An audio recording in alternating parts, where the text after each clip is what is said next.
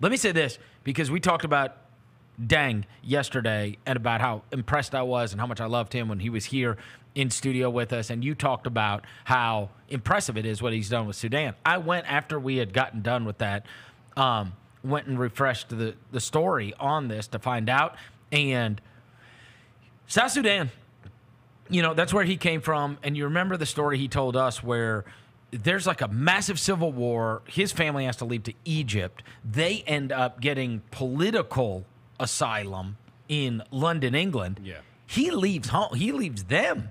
They were separated from the dad, and then he leaves there when he's 14 to come to the United States to pursue basketball.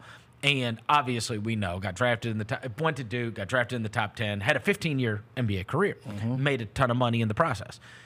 He had made it his goal to be involved in this NBA Africa and South Sudan and everything like that. As you read the story about all of this, it's because I know you mentioned it in passing, it will become a Disney movie. You mark my words. Listen, you go and look at this. So they've gotten their independence. It was the name of a different country when he was growing up, and they have gotten their independence now. Their last civil war was in 2018. That's only 6 years ago now, right? A lot of those guys that are on that team were also, much like Luol Deng, they're Sudanese guys. They have been displaced. When he takes it over, he thinks to himself, man, if we could ever just get all, because there was other guys that played in other countries or for other places, he's like, if we could ever get all these guys together and we could get them on the same team, we could actually have like a real team for the Sudan. And so this was his dream.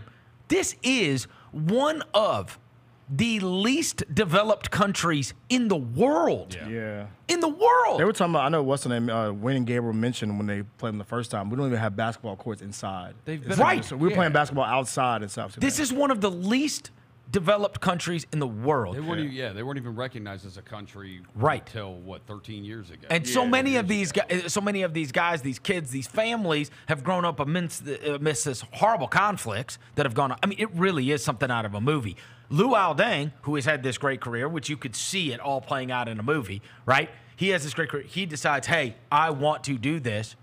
He funds the entire thing himself. He is the assistant coach. He is the president of it. He's obviously got this huge involvement in NBA Africa.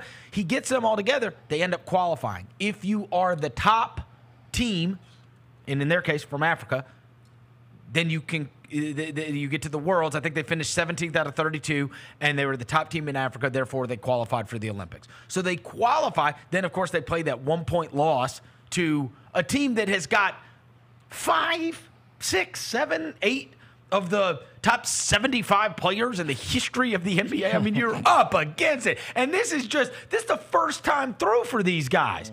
Royale Ivey coaches them. Shout out to Royale Ivey. And they have 4 guys who, if their careers ended today, would be Hall of Famers no matter what. No matter what. Yeah. And honestly, by the time it's all said and done, probably at least 10 or 12. Yes. Yeah. Okay. Easily. Yes. So maybe all of them.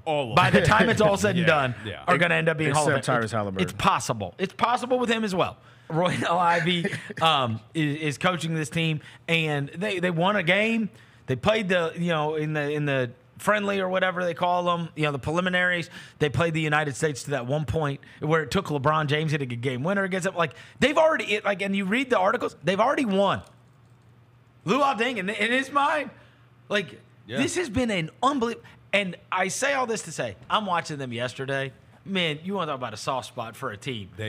Oh my God, they wouldn't give up. They play so hard. They go they don't have enough. They do not have enough. But damn, bro, they go hard. That's what I God. did Jessica's show this morning, and that's what I said. I was like, I watched the whole game, and the story after that game is, I love that South Sudan How can you team. not? Yeah, bro, they go if there was a team hard, bro. If you told me, obviously want the U.S. to win the gold, who could win the silver? 100% South Sudan. Oh my God, and they play every whistle. So hard. Yes, play through every whistle. They could have gotten beat by 100. Yeah. No. They were down by 30 at one point. And they play with so much pride. And they cut it to 12 or something. Yeah. They just keep playing. Yeah.